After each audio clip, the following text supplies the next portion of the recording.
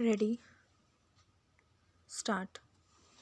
Universities, which can be termed new in the sense that not even half a century has passed since their establishment, this university, except the Banaras University, may perhaps be said to be the oldest. But it was only a little time ago that it assumed its present form, and from that point of view, it may be said to be the youngest of the new universities. Naturally, its traditions have not yet become so rigid as to make it difficult for it to move in any direction it chooses for itself. I therefore expect it to maintain a system of education which would enable it to fulfill all the purposes which education has in the life of man.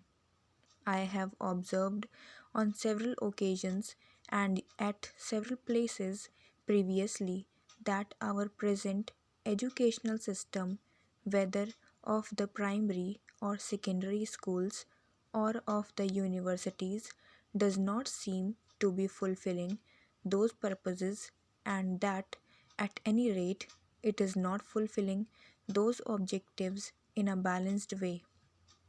With your permission, I would like to say a few words about this question today. In my view, the objectives of education are three, two of which relate more or less to the life of the individual as such, while the third is concerned with his collective life. Its first objective is to enhance the power and capacity of reason of the individual given to him by God. It is true that reason is a gift made by nature or God to man at the time of his birth, but in its pristine form, its capacity and power are extremely limited. If a person were to be left to depend on his untutored reason alone, he would not be able to use it for any good to himself or to his fellows due to severe limitations of space and time.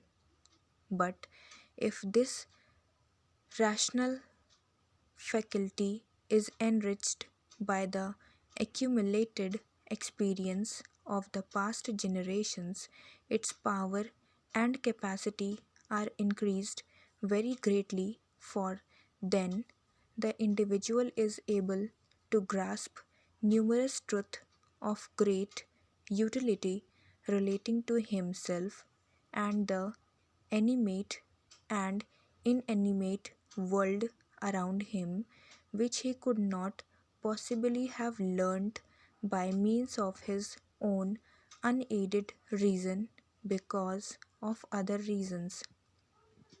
The second objective of education is to train the senses of every individual human being as will enable him to employ them for fulfilling successfully all his physical and other needs. While knowledge is, no doubt, essential for a proper employment of these organs, their practical training is also necessary for the same purpose. However vigorous or energetic a man may be, he cannot effectively undertake any work unless his bodily organs are also properly trained and have some experience of that kind of work. The third purpose of education, in my view, is that it should evoke in the individual the qualities necessary to enable him to live and work with his fellow beings, whether a person likes it or not. He has to live in society. No one can wholly retire from the world and live in an isolated cottage of his own. The life of complete solitude is nothing but a beautiful fancy of the poet. It is not and cannot be a fact of life. It is possible that an individual may live in solitude for a little time, but he cannot do so for all his life.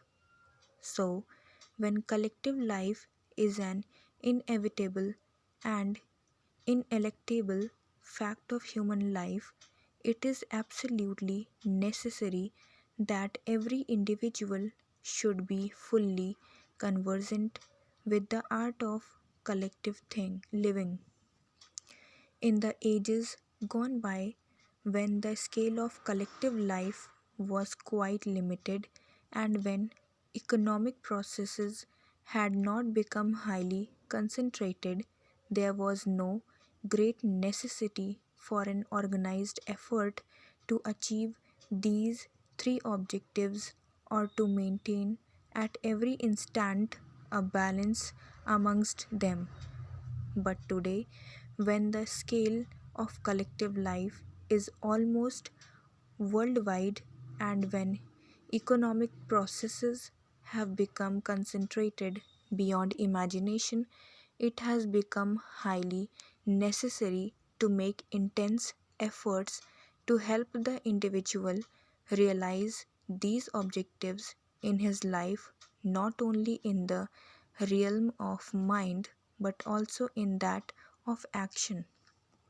So, it is that in the past few decades, people have been feeling in all parts of the world the necessity for a fundamental change in the educational system inherited by them from the past.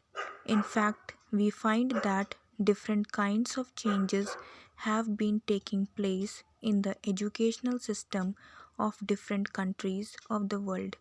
I would not be wrong if I say that in the educational sphere also a revolution has been taking place similar to that which has taken place in the economic and political spheres in our country and especially in the state of Bihar. Unfortunately, there has been no such far reaching change in the sphere of better education.